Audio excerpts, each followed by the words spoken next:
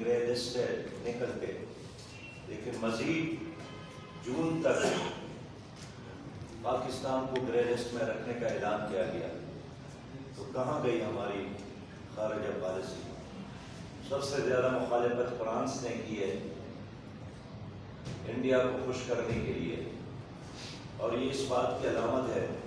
کہ کشمیر کا مسئلہ اس میں بھی پاکستان کا رہا ہے۔ FATF کے میٹنگ میں بھی پاکستان کو کوئی سپورٹ نہیں مل رہا، اور حکومت میڈیا میں موجود اعلانات کے حد تک موجود، وعدوں کے حد تک موجود، لیکن گراؤنڈ پر حکومت کی کارکردگی مایوس کن ہے۔ اب دیکھیے، میں آپ کے لیے بتانا چاہتا ہوں کہ اس وقت آبادی میں ہم سے بہت کم، جغرافیہ میں بھی ہم سے بہت کم، ترکی الیکٹرک کار بنا رہا ہے، سعودی عرب سپر کمپیوٹر بنا رہا ہے۔ کرونا وائرس کے دوران بھی یہ علاقہ بہت متاثر ہوا۔ ایک طرف کرونا وائرس کی وبا اور دوسرے طرف فصلوں پر وبا ریڈیجن کی صورت ہے،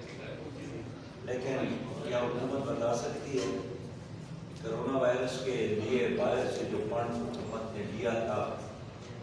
اس میں کتنا پیسہ جنوبی پنجاب کو ملا ہے؟ اور خود صوبائی بجٹ میں اور مرکزی بجٹ میں جنوبی پنجاب کے 6 کروڑ عوام کے لیے جو رکھا گیا، کیا وہ پیسہ ان کو دیا گیا؟ آج میں خود دیکھ رہا ہوں جنوبی پنجاب میں زراعت تباہ ہو گئی، جو یہاں کے لوگوں کا سب سے بڑا تقریباً ختم ہو گیا،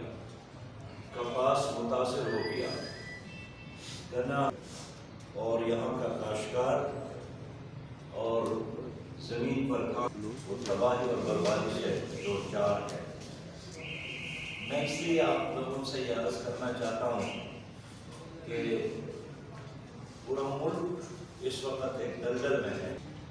جنوبی پنجاب کے نوجوانوں کے چہروں پر پریشانی اور مایوسی آ ہے۔ کل میں نے اور آج میں نے آج بھی وفاقی کابینہ میں بھی اور صوبائی کابینہ میں بھی اس علاقے کے بہت سارے وزراء ہوں، لیکن وزراء کی فوج کے باوجود بھی اس ریجن کے لوگوں کی زندگی میں کوئی انقلاب، کوئی مثبت تبدیلی نہیں ہے۔ میرے بھائیوں پر اس وقت ایک ایسا طبقہ مسلط ہے جو تمام قوانین پر حکومت نے آنکھیں بند کر کے لبیک کا ٹپا لگایا، اور قوم کے باوجود بھی پاکستان کو گرے لسٹ میں رکھا گیا، اور